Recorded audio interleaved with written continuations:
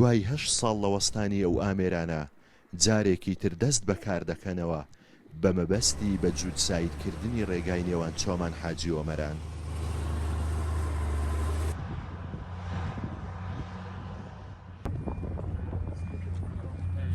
بۆی ئێستا لێرێنە پرۆژەی جۆساییدی حاجی مەران چۆمانە ئێمە لەمانەوە لە نزیکەوە هەر لەسەر ڕاستپاردەی زەنابیان لە نزیکەوە سەردانی ئەم پرۆژەیەمان کردو بۆ بزانین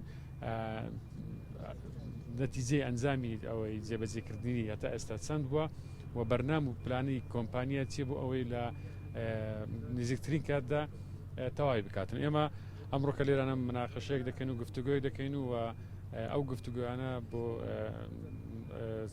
دیوانی ئەنجومەنی وەزیران بەرز دەکەینەوە کە بەنسبەت ئێمە پرۆژەیەکی استراتیژی گرینگە لە ناوچەی حاجی ئۆمەران کە دەواازەیەکی گرینگە و بە تەواوکردنی ئەو پرۆژەیەش کێشەیەکی گەورەی هاتووسۆ لەم دەبەرە چارەسەر دەبێتن.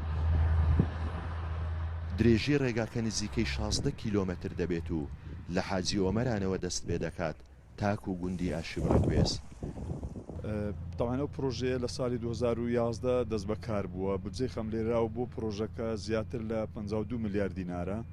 ئەم پرۆژەیە لە ساڵی 2014 بەهۆی قەیرانی دارایی و شەڕی داعش وەستێنراوە ماگانە 400 میلیۆن دیناری لە بۆ تەرخان کراوە بۆ ئەوەی پرۆژەکە بە کۆتا بگەیندرێ. ئەو پرۆژەیەش ماوەکەی کە تەواو بکرێتن لەسەر 400 میلیۆنەکە وەستاوە بەپێی 400 میلیۆنەکە ماوەکەی لە بۆ دیاری دەکەیت.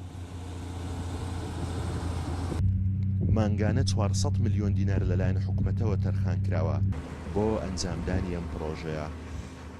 ئەم ڕێگایە بەردەوەی سوودی بۆ هاوڵاتیان هەبێت سوودی بۆ خەزانەی حکوومەتی هەرێمی کوردستان هەیە.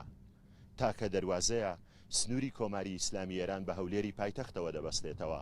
ڕۆژانە 700 بار هەڵگر لەم ڕێگایە ئاڵوگۆڕی بازرگانی دەکەن.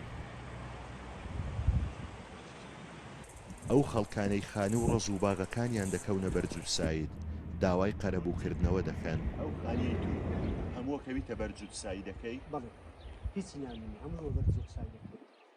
زادەکە پشت دەبێت لە پشت ئەو توێی ڕاوەستایە تەبعاً لێ ڕامان گرت لەبەر بە حکمەوەی خانەکە تەبعاً جۆساید ئێستا دەستی پێکردیتەوە مادیبوونەشی زۆرمان پێوە چێشتێ و کە خانووەم دروست کردیە هەم لە خانی هەم لە باغی کە دەستێکی پێکردیتەوە پێمان خۆشە قەرەبووکمان بکرێتەوە لەبەرەوەی پارەشی زۆرمان لێ سەرف کردیە و زۆریش پێ و بە ئیلاک چوینە ئێستا جۆسایدەکە لە پشخانی من ڕاوەستایە پێمان خۆشە حکومەتی هەرێم چاوک بەوەی دابخشینیتەوە.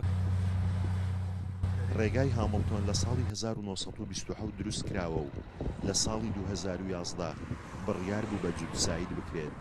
دوای 4 ساڵ کار لێکردن بەهۆی قەیرانی داراییەوە وەستێنرا. لەم ساڵدا جارێکی تر دەست بەم پرۆژەیە کراوەتەوە. پێشەوە مەحموود کورسات نیوز چۆمان.